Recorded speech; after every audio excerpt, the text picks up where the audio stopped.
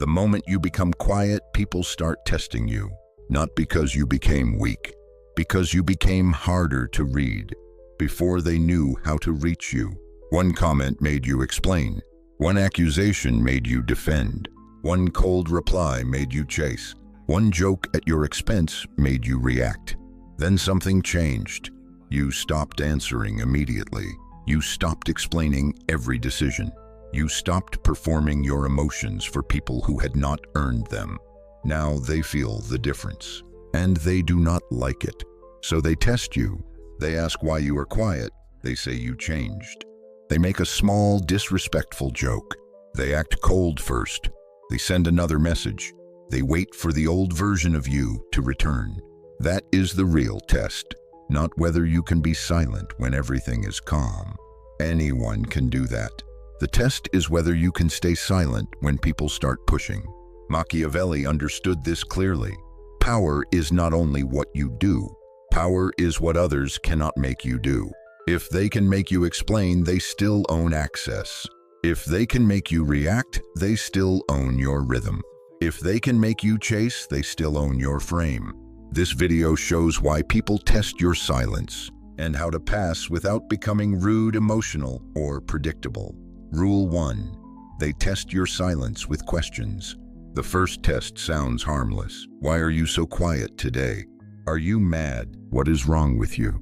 Why are you acting different? Most men fail this test instantly. They rush to explain. They say they are fine. They describe their mood. They soften their face.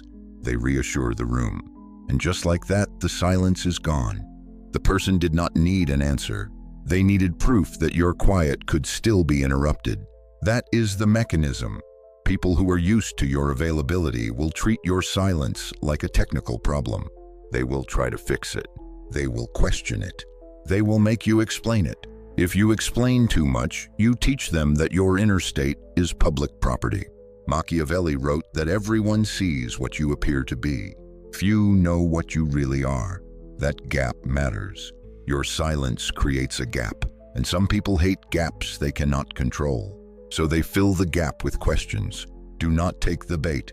If someone asks why you are quiet, answer shortly. I am thinking, or nothing is wrong. Then stop. No paragraph, no emotional report, no nervous smile. Your silence does not need a press conference. Let the room adjust. Rule 2. They test your change with guilt. The second test is guilt. This one usually comes from people who knew the old you. They say, you changed. You used to be different. You do not talk like before. You think you are better now. Listen carefully. Sometimes this is not concern. Sometimes it is nostalgia for your old weakness. The old you explained more. The old you replied faster. The old you made people comfortable. The old you apologized just to keep the peace. Now you are quieter. You are less available. You do not reward every emotion with a reaction. So they call the change a problem. This is where many men fold. They try to prove they are still humble. They over-explain the change. They say, no, I am still the same. I am just busy. I did not mean it like that. I am not trying to be distant. Now the old access returns. The guilt worked. Machiavelli would tell you to watch what people lose when you change. Did they lose control? Did they lose free attention? Did they lose easy emotional access? Did they lose the version of you they could interrupt? That is why they are uncomfortable. Do not defend your growth. Say, I am moving differently now. That is enough. The people who respect you will adjust. The people who needed the old you will complain. Let them. Rule 3. They test your boundary with small disrespect. The third test is small disrespect, not open attack, not dramatic betrayal, something smaller, a joke at your expense, a sarcastic comment, a delayed reply after you set a boundary, a little eye roll, a calm down when you were already calm. I was just joking after they crossed a line. This is how people test whether your silence has strength behind it. They are not always trying to destroy you. Sometimes they are checking the fence. They want to know if the new version of you has a gate. If you laugh at disrespect, they learn one thing. If you explode, they learn another. If you explain why it hurt you, they learn where to push. But if you stay calm and mark the line, they learn something different. They learn that your silence is not fear, it is control. The practical response is simple. Do not give a speech. Do not perform anger. Do not pretend you did not notice. Look at them. Pause. Then say, do not do that. Or, that was unnecessary. Then move on. The line must be short. A boundary loses power when it becomes a lecture. Machiavelli understood the value of measured force. Too little and people test again. Too much and you look unstable. The right amount is calm, direct, and final. Do not explain the boundary. Hold it. This is where most men misunderstand silence. They think silence means doing nothing. It does not. Real silence is not passivity. It is refusal. You refuse to explain what was already clear. You refuse to react on command. You refuse to make your mood available to everyone. You refuse to become readable just because someone feels uncomfortable. That is why people test you. They are trying to see if the silence is real. If it is only a phase, pressure will break it. If it is real, pressure will reveal it. The second half matters because the tests become more personal. They move from questions and jokes into access, coldness, and social pressure. This is where you find out who respected you and who only enjoyed managing you. Rule 4. They test your access by demanding fast replies. The fourth test is access. You stop replying fast. Then the double texts begin. Hello? You there? Why are you ignoring me? It was just a quick question. This is not always urgency. Sometimes it is withdrawal. They were used to instant access. Now that access is gone, so they test the new price. A man who replies instantly teaches people his time is cheap. A man who replies deliberately teaches people his time has structure. This does not mean you become rude. It means you stop letting every message become a command.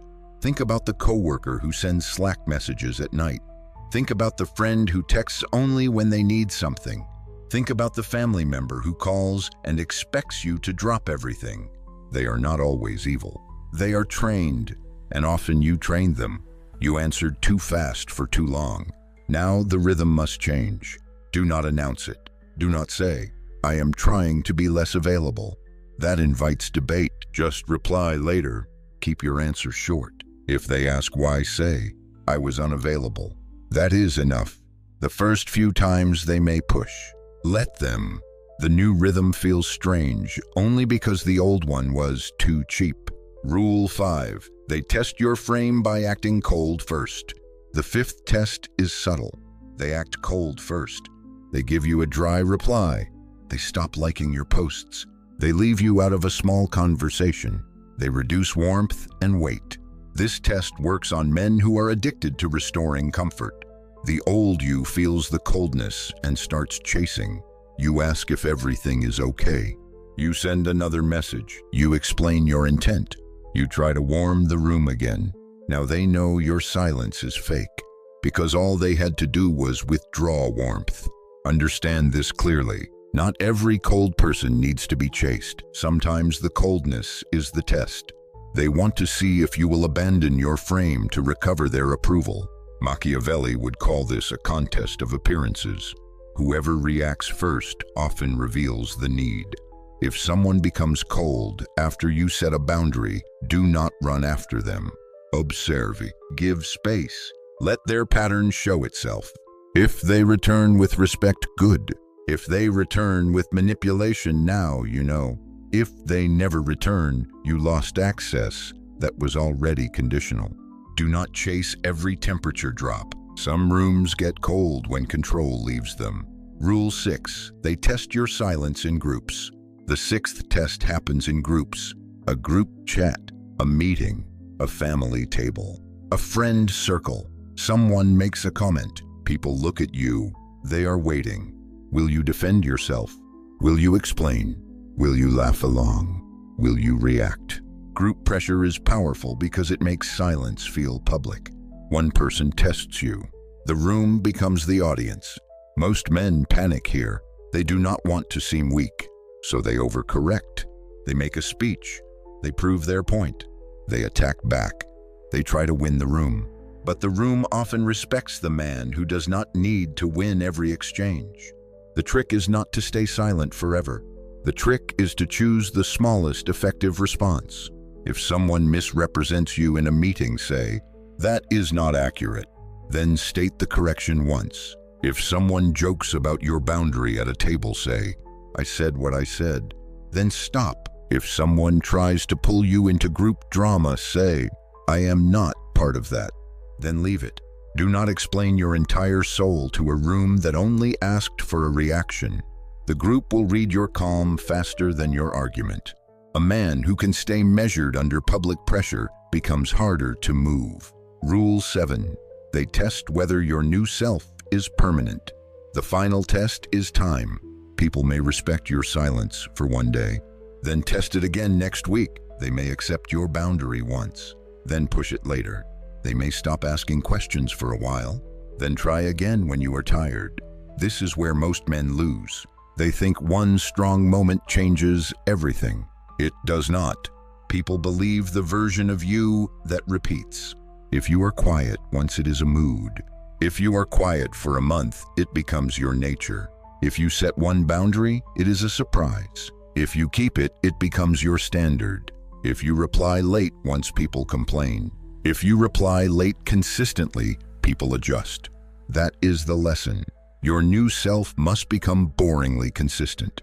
No announcement, no dramatic speech, no identity performance, just repeated behavior. Machiavelli understood reputation as something built through pattern. Men do not judge you by one act for long.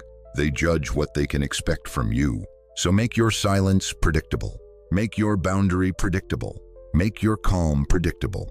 Not weak, not soft, predictably controlled. The first time you change, people react. The second time, they question it. The third time, they begin to understand. After that, they adapt. The test ends when your new standard becomes more real than their memory of the old you. People will test you when you become quiet. Expect it. They will ask questions. They will use guilt. They will joke. They will demand fast replies. They will act cold. They will use group pressure. Then they will test whether the change lasts. Do not hate them for it. Just read the pattern. A new boundary always reveals old expectations. A new silence always exposes people who relied on your reactions. Your job is not to convince them. Your job is to remain consistent long enough for the room to adjust. You do not need to become cruel. You do not need to become unreachable. You do not need to explain the new version of yourself. You need to stop rewarding every test with access. This week, choose one test you usually fail.